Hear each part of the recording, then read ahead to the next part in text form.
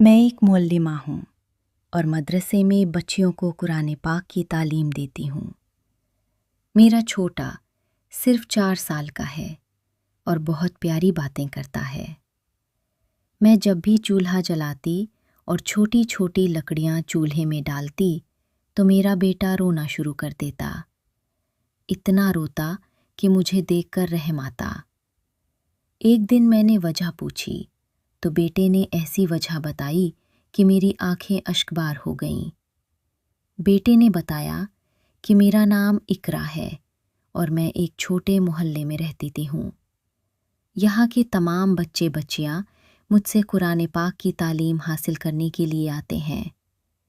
वजह यह है कि मेरे शौहर इमाम मस्जिद हैं और वो मस्जिद में होते हैं तो मैं घर में बच्चों को कुरान पाक की तालीम देती हूँ। मेरे पास बच्चों और बच्चियों की कसीर तादाद है। मैं तमाम बच्चों को कुरान पाक की तालीम देने के साथ साथ उन्हें अच्छे अच्छे आमाल भी सिखाती हूँ, अच्छी अच्छी चीज़ें सिखाती हूँ। मैं चाहती हूँ कि बच्चे मुझसे कुछ पढ़कर और कुछ सीख कर जाएं और वो कुछ ऐसा सीखें जो उनकी ज़िंदगी संवार दे, उनकी दुनिया और आखिरत दोनों में उनकी भलाई हो सके। इस वजह से कि मैं खुद एक आलिमा हूँ और जब से मैं अपने शौहर के साथ इस मोहल्ले में आई हूँ, यहाँ के बच्चे मुझे बहुत अच्छे लगे हैं। उनकी माएँ उनकी पढ़ाई की वजह से बहुत परेशान रहती थी, इसलिए मैंने यहाँ की बच्चियों की दीनी तालीम का बीड़ा उठा लिया। मेरे पास ज़्यादा तादाद बच्चियों की है और छोटे छोटे बच्चे मेरे पास आते हैं, लेकिन बड़े होते ही वो मस्जिद में दाखिला ले लेते हैं और मस्जिद में पढ़ते हैं, जबकि बच्चियाँ मेरे पास ही कुरान पाक की तालीम हासिल करती हैं। मैं घर के काम ख़त्म करने के बाद पड़ोस से आई हुई तमाम बच्चियों को दरसो तदरीस देने का काम करती हूँ। मेरे पास छोटी बच्चियाँ भी होती हैं और बड़ी भी। छोटी बच्चियों को मैं कुरान पाक पढ़ाती हूँ और बड़ी बच्चियों को कुरान पाक तजवीद के साथ पढ़ाने के साथ साथ उन्हें तर्जुमा और तफसीर भी सिखाती हूँ और फिर उन्हें मैं दरसो तदरीस और आलिमाती कोर्स भी करवाती हूँ। मैंने जो अपने पढ़ने के दिनों में सुना था, जो कुछ मैंने सीखा था, मैं वही उन बच्चियों को सिखाना चाहती हूँ। मेरी उस्ताद मोहतरमा ने मुझसे कहा था कि अपना इल्म जो तुम हासिल कर रही हो, उसका बेहतरीन इस्तेमाल यही है कि तुमसे दूसरे लोगों को फ़ायदा हासिल हो। तुम एक दरख्त की मानिंद हो और तुम्हारा इल्म छाँव की मानिंद है। तुम अपनी छाँव में उन बच्चियों को बिठाओ जो बच्चियाँ ये इल्म हासिल करना चाहती हैं। और फिर मैंने अपनी टीचर की इस बात को अपने पुलू से बांध लिया था। आलमाती कोर्स करने के बाद मैंने अपनी आगे की पढ़ाई मुकम्मल की और फिर मेरी शादी हो गई। शादी के बाद मैं अपने शौहर के साथ हर जगह, कभी कहीं और कभी कहीं, उनकी मस्जिद जहाँ जहाँ होती, मैं वहीं वहीं उनके साथ जाती। वो जिस मस्जिद में भी इमामत संभालते, मुझे साथ ले जाते और मैं वहाँ की बच्चियों को कुरान पाक और तफसीर कोर्स से मुस्तफ़ीद करती। बच्चियों को ये तालीम देकर मुझे दिली सुकून मिलता। यही वजह थी कि मैं इस मोहल्ले में भी जब से आई थी, मैंने बच्चियों की दरसो तदरीस का बीड़ा उठा रखा था। मैंने यहाँ की तमाम औरतों से कह दिया था कि आप अपनी तमाम उम्र की बच्चियों को मेरे पास भेजा करें। मैं उन्हें कुरान पाक पढ़ाऊंगी, उन्हें मैं तजवीद भी करवाऊंगी और फिर उसके बाद मैं उन्हें आलमाती कोर्स भी करवाऊंगी, जिसमें उन्हें दीन के बारे में सारी मालूमात हासिल होगी और तमाम बच्चियां दीनी तालीम और दुनियावी तालीम दोनों ही स्टेप्स कर सकेंगी। दुनियावी तालीम तो आप उन्हें स्कूलों में भेजकर करवा लेती हैं, लेकिन दीनी तालीम का बहुत ज़्यादा हर्ज होता रहता है। इसी वजह से सेकंड टाइम बच्चियों को मेरे पास भेज दिया करें। मैं तमाम बच्चियों को दीनी तालीम दे दिया करूँगी। میری بات سے تمام مائیں بہت خوش اور متفق ہوئیں اور انہوں نے اپنی بچیوں کو میرے پاس بھیجنا شروع کر دیا۔ ایک روز ہم یہاں آئے اور عورتوں سے میں نے بات کی، تو دوسرے روز شام کے وقت میرے پاس بچیوں کا انبار لگ گیا تھا۔ میں یہ دیکھ کر خوش تھی کہ آج کل کی بچیوں کے دلوں میں بھی دینی تعلیم حاصل کرنے کا کتنا زیادہ شوق ہے۔ ساری بچیاں خوشی خوشی میرے پاس آئی تھیں اور پھر میں انہیں قرآن پاک کی تعلیم دینے لگی۔ قرآن پاک کی تعلیم دینے کے بعد میں نے انہیں پھر سے ترجمہ اور تفسیر اور ساتھ ساتھ عالماتی کورس میں سے بھی چند اہم باتیں میں انہیں پڑھانے لگی تھی۔ ساری بچیاں ایک ساتھ میری تمام باتوں پر عمل کرتیں۔ میرے دیے گئے سبق کو وہ بہت اچھے سے یاد کرتیں، دوسرے روز آ کر مجھے سناتیں، اور پھر اس کے بعد دوسرے روز ہماری دوسری کلاس ہوتی۔ یوں ہوتے ہوتے میرا مکمل طور پر یہاں پر ایک مدرسہ بن چکا تھا۔ یہ مدرسہ 2 مہینے کے قلیل عرصے میں ہی بن گیا تھا۔ اسکول پڑھنے والی بچیاں صبح کو اسکول جاتیں اور پھر ظہر کے وقت میرے پلے آفس آتیں، اور پھر ظہر سے مغرب تک وہ میرے پاس پڑھتی رہتیں، اور پھر مغرب کی نماز کے بعد جب میں ان کو روزانہ کی بنیاد پر کوئی خصوصی درس و تدریس دیتی اور انہیں اچھی باتیں سکھاتی، اور پھر شام کی نماز کے بعد وہ درس سننے کے بعد گھر چلی جایا کرتیں۔ اس کے بعد میں گھر میں کھانا بناتی ہوں۔ کھانا بنانے کے بعد میں اپنے بچوں کو سلا دیتی۔ میرے بچے بھی ان لڑکیوں کے ساتھ میری درس و تدریس میں شامل ہوتے۔ میری 2 چھوٹی چھوٹی بچیاں تھیں اور میرا سب سے چھوٹا بیٹا 4 سال کا تھا، اور میری بیٹیوں کے ساتھ میرا بیٹا بھی وہیں درس و تدریس میں میری باتیں بہت غور سے سنتا تھا۔ وہ اتنا پیارا اور خوبصورت بچہ ہے کہ میں اسے کوئی بھی بات کہوں وہ فوراً ہی سمجھ جاتا ہے۔ اتنی پیاری پیاری باتیں کرتا ہے اور سب کے دل اپنی باتوں سے موہ لیتا ہے۔ اس کی پیاری پیاری باتوں سے سارے گھر میں ہمیشہ رونقیں لگی رہتی ہیں۔ میرے پاس پڑھنے آنے والی بچیاں بھی اس سے کافی اٹیچ ہیں اور اس سے بہت پیار کرتی ہیں۔ وہ انہیں بھی اپنی پیاری پیاری باتوں سے اپنا گرویدہ کر لیتا ہے۔ وہ بچپن سے لے کر آج تک، وہ جب سے پیدا ہوا ہے، مجھے اس نے کبھی بھی تنگ نہیں کیا۔ نہ وہ کبھی اتنا روتا ہے اور نہ ہی مجھے کسی چیز کے لیے تنگ کرتا ہے۔ میں کوئی چیز اسے دے دوں تو وہ اسی پر خوش ہو جایا کرتا ہے۔ لیکن ایک عجیب بات ہو رہی تھی۔ کچھ دنوں سے میں اس میں چڑچڑا پن محسوس کر رہی تھی۔ اب یہ ہونے لگا تھا کہ ایک روز جب میں نے اپنی تمام پڑھنے والی بچیوں کو چھٹی دی اور درس و تدریس کا کام ختم کرواتے ہوئے میں نے اپنے گھر کا کام شروع کر دیا۔ میں بچیوں کو چھٹی دینے کے بعد ہی اپنے کچن کا رخ کیا کرتی تھی۔ یہ محلہ ایک گاؤں میں تھا اور یہاں پر گیس موجود نہ تھا، جس کی وجہ سے مجھے چولہے میں لکڑیوں پر آگ جلانی پڑتی تھی، اور اسی آگ پر میں روٹی بھی پکاتی اور میں کھانا بھی بناتی، حتیٰ کہ جو بھی کام ہوتا مجھے اسی آگ پر کرنا پڑتا تھا۔ میں نے آگ جلائی، اور جوں ہی میں نے آگ جلانے کے لیے آگ میں لکڑیاں ڈالی، میرا بچہ رونے لگا تھا۔ اس روز وہ اتنا رویا کہ مجھے اس نے کوئی کام بھی نہ کرنے دیا۔ میں اس کو چپ کراتے کراتے تھک گئی، لیکن وہ خاموش نہ ہوا اور روتے روتے ہی میری گود میں سو گیا۔ جب وہ سو گیا تو میں نے کام کرنا شروع کیے۔ جب اس کا والد گھر آیا تو میں نے ان سے کہا کہ آج چھٹا بہت رو رہا تھا، اس نے مجھے آج بہت تنگ کیا ہے۔ معلوم نہیں آج کیوں وہ اتنا چڑچڑا ہو رہا تھا۔ مولانا صاحب مجھے کہنے لگے کہ کیا پتہ بچہ ہے اور طبیعت ٹھیک نہ ہو۔ میں نے کہا نہیں، طبیعت تو بالکل ٹھیک ہے اور بالکل ٹھیک کھا پی بھی رہا تھا، لیکن نہ جانے کیوں تنگ بہت زیادہ کیا۔ آج یہ رو بہت رہا تھا۔ میری بات سن کر مولوی صاحب کہنے لگے کہ چلو ٹھیک ہے، میں آیت کریمہ پڑھ کر उस पर फूंक देता हूँ और इंशाल्लाह ठीक हो जाएगा।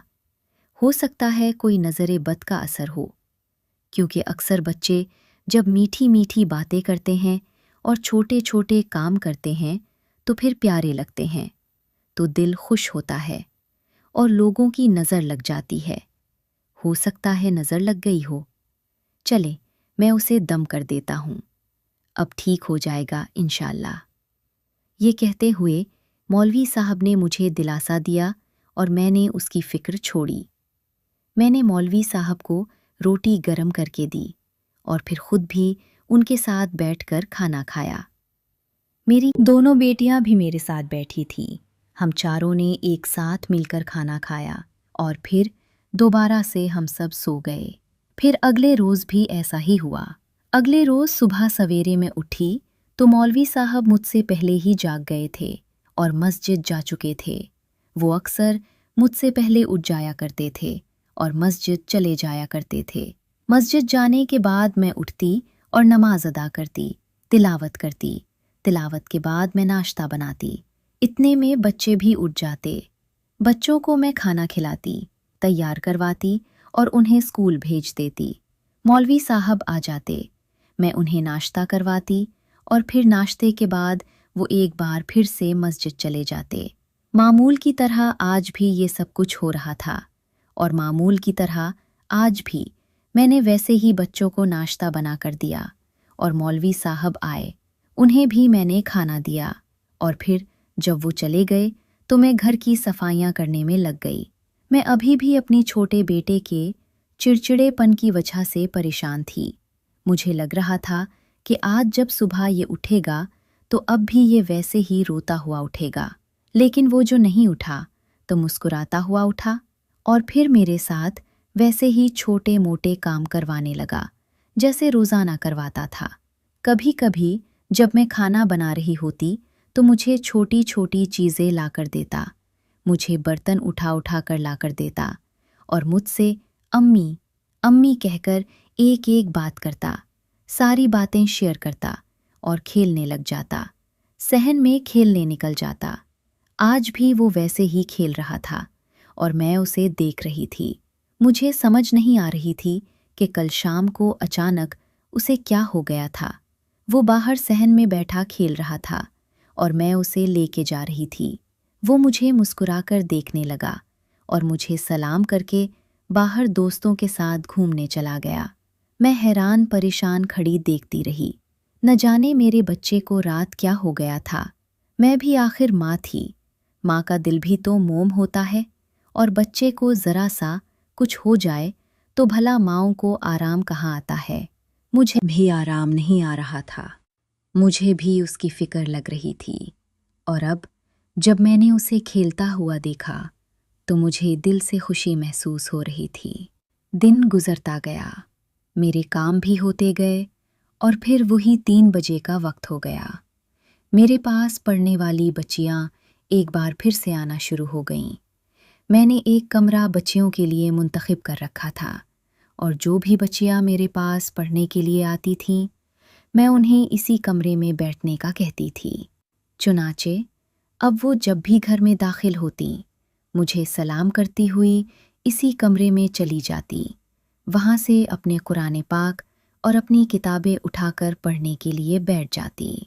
कुरान करीम की तालीम हासिल करने वाली बच्चियाँ अपने कुरान पाक उठा लेतीं और हिफ्ज़ करने वाली बच्चियाँ भी अपने कुरान पाक उठा लेतीं।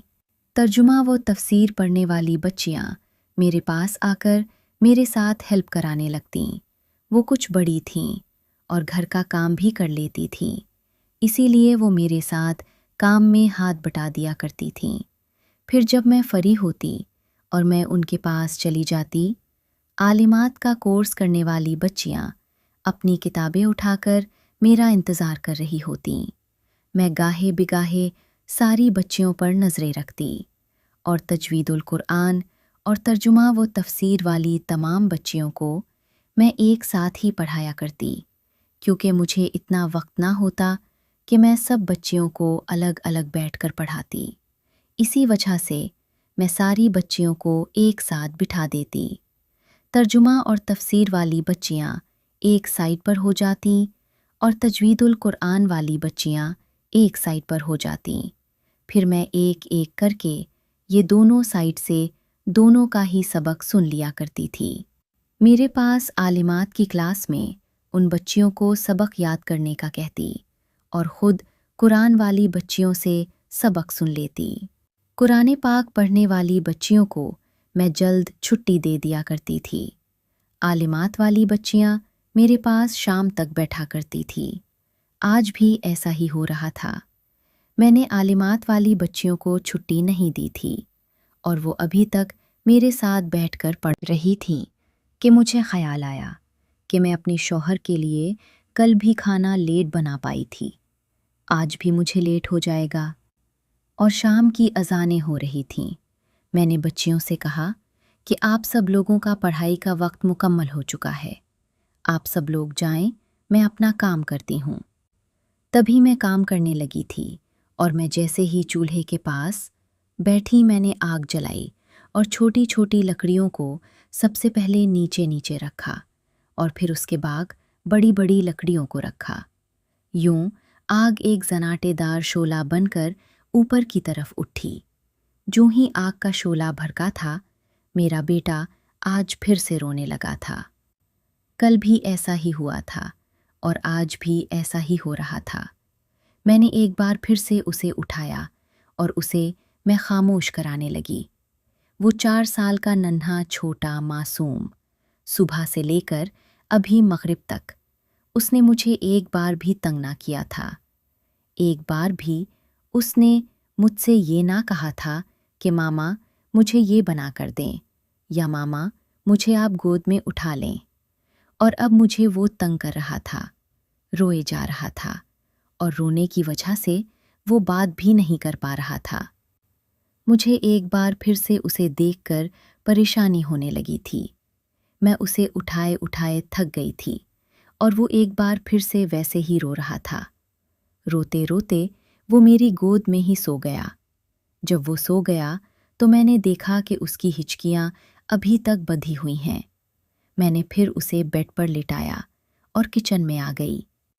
ابھی میں کچن میں ہی تھی کہ مولوی صاحب گھر پہنچ گئے، کیونکہ اب عشاء کی نماز ہو چکی تھی اور عشاء کی نماز پڑھانے کے فوراً بعد ہی وہ گھر واپس لوٹ آتے تھے۔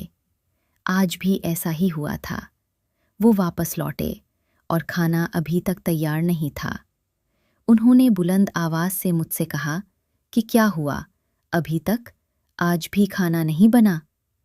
میں نے آج پھر بچے کا وہی تذکرہ کیا۔ مولوی صاحب بھی پریشان ہو گئے، مجھ سے کہنے لگے کہ ہو سکتا ہے بچے کو نظر بد لگ گئی ہو، میں جاتا ہوں اور میں آج پھر اسے دم کرتا ہوں۔ مولوی صاحب اندر گئے اور انہوں نے اسے دم کیا اور پھر مجھ سے کہنے لگے کہ نظر بد تو دم میں نظر نہیں آتی، اللہ ہی خیر کرے، نہ جانے کیوں وہ تنگ کرتا ہے، چلیں میں آپ کے ساتھ کام کروا دیتا ہوں۔ مولوی صاحب ہمیشہ کی طرح جب بھی مجھے دیکھتے تھے کہ میں اکیلی ہوں اور کام بہت ہے تو میرے ساتھ ہیلپ کروا دیا کرتے تھے۔ انہوں نے مجھ سے کہا کہ چلیں کوئی بات نہیں، برتن میں لگا دیتا ہوں، کھانا آپ بنا لیجئے۔ انہوں نے برتن لگا دیے اور میں اتنے تک کھانا بھی مکمل طور پر بنا چکی تھی۔ ہم چاروں بیٹھے اور کھانا کھانے لگے اور پھر ایک بار پھر سے ہم لوگ سو گئے۔ ہماری ایک بار پھر سے رات کی روٹین ختم ہو چکی تھی۔ ایک دن ہمارا مزید گزر گیا تھا۔ رات کو سوتے ہوئے مجھے اچانک سے پھر سے اپنے بیٹے کا خیال آنے لگا تھا۔ میں اپنے اس چھوٹے بیٹے کو اپنے ساتھ ہی سلایا کرتی تھی۔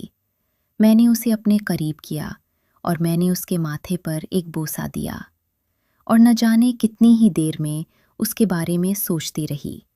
مجھے سمجھ ہی نہ آئی کہ آخر اس کے ساتھ ایسا ہو کیا رہا ہے، وہ کیوں شام ہوتے ہی رونا پیٹنا ڈال دیتا ہے اور پھر میری گود میں روتے روتے ہی سو جاتا ہے۔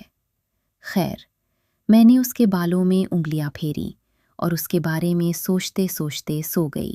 صبح میری آنکھ معمول کے مطابق اسی وقت پر کھلی جس وقت پر روزانہ کھلتی ہے۔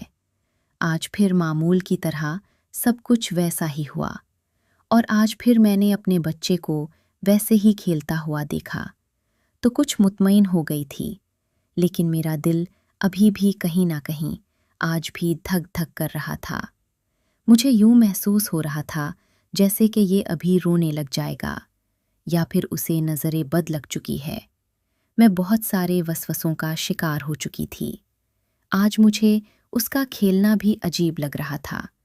مجھے لگ رہا تھا نہ جانے یہ اس کے ساتھ کیا ہو گیا ہے کہ یہ رات کو اتنا روتا ہے اور پھر صبح سویرے یہ بالکل ٹھیک ہو جاتا ہے۔ میرا حذیفہ بالکل ٹھیک تھا اور صبح ہی صبح کھیلنے نکل پڑا تھا۔ سارا دن کھیلتا کودتا مستیاں کرتا رہا اور ویسے ہی میٹھی میٹھی باتیں کرتا رہا۔ میرے ساتھ آ کر چھوٹے موٹے کام بھی کرواتا رہا۔ مجھے اس پر بہت پیار آ رہا تھا۔ آج اتوار تھا اور اتوار کے روز بچیاں صبح سویرے ہی آ جاتی تھیں۔ چنانچہ آج بھی بچیاں صبح سویرے آئیں اور میرے ساتھ گھر کے کام میں ہاتھ بٹانے لگیں۔ میرا حذیفہ ان کے ساتھ بھی نٹ کھٹ سی حرکتیں کرتا، شرارتیں کرتا، ان سے پیاری پیاری باتیں کرتا رہا، اور وہ مسکرا مسکرا کر اس کے ساتھ کھیلتی رہیں۔ مجھ سے بار بار کہتی، باجی آپ کا ننھا حذیفہ بہت پیارا ہے اور یہ باتیں کتنی پیاری کرتا ہے۔ میں مسکرا کر بس ان کو دیکھا کرتی تھی، حالانکہ میرے دل میں ایک جنگ چل رہی تھی۔ مجھے سمجھ نہیں آ رہا تھا کہ آخر میرے حذیفہ کو ہو کیا جاتا ہے کہ سارا دن تو کھیلتا کودتا اتنی مستیاں کرتا رہتا ہے اور پھر شام ہوتے ہی یہ رونے لگ جاتا ہے۔ معلوم نہیں کیوں ہو رہا تھا۔ خیر، آج بھی میں خاموش ہی رہی۔ سارا دن ایسے ہی گزر گیا۔ بچیاں مغرب کے وقت مغرب کی نماز ادا کر کے مجھ سے ہاتھ ملاتیں، اللہ حافظ کرتی ہوئی چلی گئیں۔ ایک بار پھر سے میں کھانا بنانے کے لیے چولہے کے پاس بیٹھ گئی۔ میں نے آج بھی معمول کی طرح بچیوں کو درس دیا تھا۔ آج بھی میرا بیٹا میرے ساتھ ویسے ہی درس خاموشی سے بیٹھ کر سن رہا تھا۔ لیکن جیسے ہی درس کے بعد بچیاں اٹھ کر گئی تھیں اور میں چولہے کے پاس آئی تھی اور لکڑیاں جلانے لگی، تبھی ایک بار پھر سے میرا بیٹا رونے لگا۔ اب مجھے تھوڑا تھوڑا شک ہو رہا تھا، جیسے کہ وہ میرے آگ جلانے کی وجہ سے رونے لگتا ہے۔ میں جیسے ہی آگ جلاتی ہوں اور وہ رونا شروع کر دیتا ہے۔ مجھے اس بات کی سمجھ نہیں آ رہی تھی، لیکن میں اس سے پوچھنا چاہ رہی تھی اور وہ بتا نہیں پا رہا تھا، وہ رو ہی رہا تھا۔ خیر، آج پھر سے میں نے اسے اپنی گود میں لٹا دیا اور میری گود میں روتے روتے وہ ایک بار پھر سو گیا۔ آج پھر جب مولوی صاحب گھر آئے تو اس وقت میں کھانا بنا رہی تھی۔ انہوں نے مجھے پھر کہا کہ کیا حذیفہ نے آج پھر تنگ کیا تھا؟ کیا آپ آج پھر کچن میں بہت دیر سے آئی ہیں؟ تو میں نے ان سے مسکراتے ہوئے کہا کہ ہاں، معلوم نہیں حذیفہ کو کیا ہو گیا ہے، آج پھر تنگ کیا ہے۔ لیکن نہ جانے کیوں کیا ہو رہا ہے کہ وہ جیسے ہی میں چولہے میں آگ جلانے کی کوشش کرتی ہوں، تبھی سے یہ رونے لگ پڑتا ہے۔ معلوم نہیں اس کے ساتھ کیا مسئلہ ہے۔ اس نے مجھ سے کہا کہ کوئی بات نہیں، ہو سکتا ہے کہ اس کا اس وقت سونے کا ٹائم ہو اور وہ تمہیں تنگ کرتا ہو کہ تم اسے اپنی گود میں سلاؤ۔ چھوٹا بھی تو ہے اور لوڈ بھی تو بہت زیادہ کرتا ہے، اسی وجہ سے روتا ہوگا۔ انہوں نے مجھے ایک بار پھر تسلی دی اور اپنا پڑھا ہوا کلام پاک پھر سے حذیفہ پر پھونکنے لگے تھے۔ ہماری دونوں بچیاں ابھی تک بھوکی تھیں اور وہ اس وقت پھر سے اپنے بابا جانی قصباہوں پر جا کر سو گئی تھیں۔ وہ تینوں ایک دوسرے سے باتیں کرتے رہے اور میں کھانا بناتی رہی۔ جب میں کھانا بنا چکی تو میں نے کھانا لگا دیا اور ان سے کہا کہ آ جائیے، کھا لیجئے۔ اب میں اپنے دل ہی دل میں مکمل طور پر تہیہ کر چکی تھی کہ کل صبح ہی صبح میں حذیفہ سے لازمی بات کروں گی۔ لیکن کل صبح کو جب وہ اٹھا تو ایک بار پھر سے اس کا مسکراتا ہوا چہرہ میری آنکھوں کے سامنے تھا۔ مجھے اس پر بے حد پیار بھی آ رہا تھا۔ آج وہ مجھ سے ضد کرنے لگا کہ آج وہ اپنی بہنوں کے ساتھ اسکول بھی جائے گا۔ میں نے اسے منع کیا، لیکن وہ میرے کہنے پر بالکل بھی نہ رکا اور روتے روتے اپنے بابا کے پاس مسجد چلا گیا۔ مسجد میں جا کر اس نے اپنے بابا کو نہ جانے کیا کہا کہ انہوں نے اسے اسکول جانے کی اجازت دے دی۔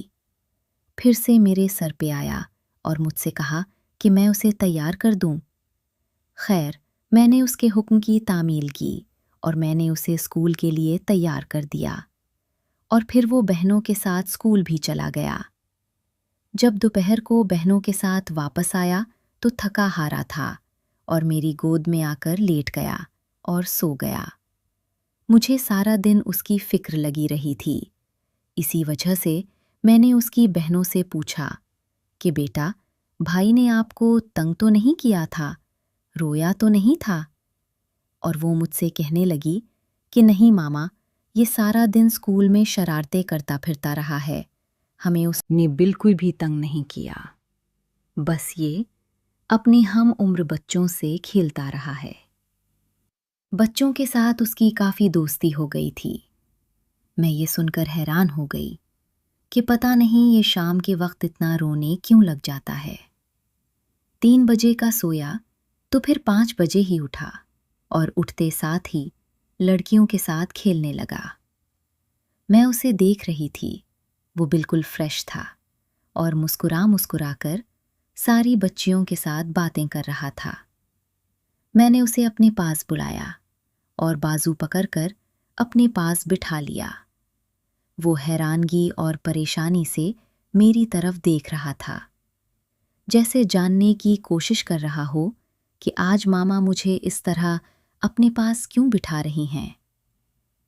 میں نے اس سے کہا کہ بیٹا، میں آپ سے ایک بات پوچھنا چاہتی ہوں، آپ مجھے سچ سچ جواب دیں گے؟ حذیفہ نے میری بات سنی تو ہاں میں سر ہلا دیا۔ میں نے اس سے پوچھا کہ حذیفہ بیٹا کیا ہو گیا ہے؟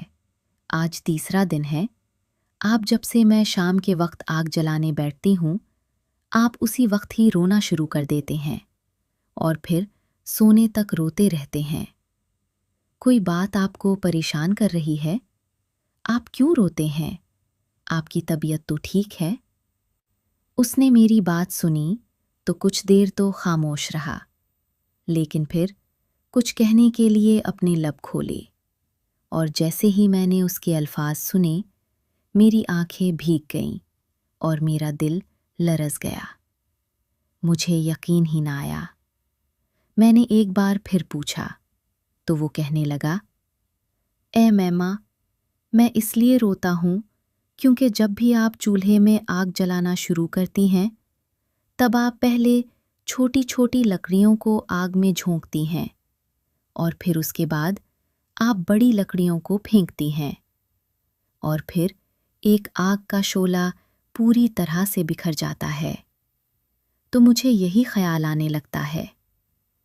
اس دن جب آپ نے ہمیں درس و تدریس دیا تھا اور ایک بات کہی تھی کہ جہنم کا ایندھن انسان اور جن ہوں گے، تو مجھے ڈر لگتا تھا کہ کیوں کہیں ایسا نہ ہو کہ اب اللہ تعالیٰ جب جہنم چھونکیں تو سب سے پہلے مجھے ہی پھینکیں گے اور بعد میں پھر بڑوں کو۔ مجھے ڈر لگنے لگ جاتا ہے اور پھر میں خوف سے رونے لگ جاتا ہوں۔ اس کی معصومیت بھری یہ بات میری آنکھوں میں آنسو لے آئی تھی۔ مجھے یقین نہیں آ رہا تھا میرا بچہ اس قدر سوچ سکتا ہے، وہ اتنا زیادہ سیکھ سکتا ہے۔